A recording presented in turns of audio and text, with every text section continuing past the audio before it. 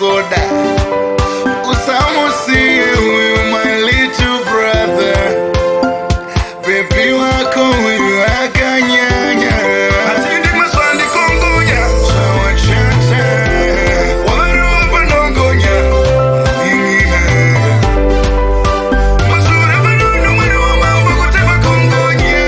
Ni mufaro ya waita ino itwa nema monya. Sakutanga muningina ingoni tora imapanga. Ukamba unoonekwa namavanga. Ramba kutsamba tsamba mukufamba sakamba wakurasiya zvekutamba iweyo. Atindi masvandikongonya sawa chata.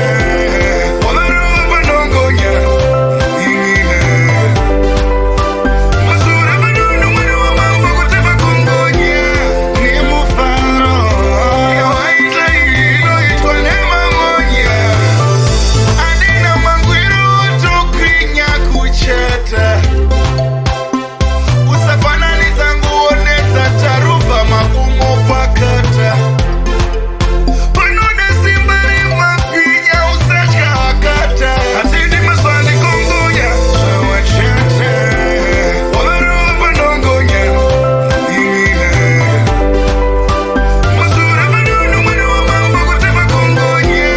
Ni mufaro ya waita ino itwa nema monya. Sakutanga muningina ingoni tora imapanga. Ukamba unoonekwa namavanga. Ramba kutsamba tsamba mukufamba sakamba wakurasiya zvekutamba iweyo. Atindi masvandikongonya sawa chata. Waruba nongonya ingina. Masura banunu mwana wa mambo kuteba kongonya. Ni mufaro ya waita ino itwa nema monya. Wasuwanira ngoda ona akapoda nge akazorwa soda. Usamusi huyu my little brother. Baby wako huyu akanyanya.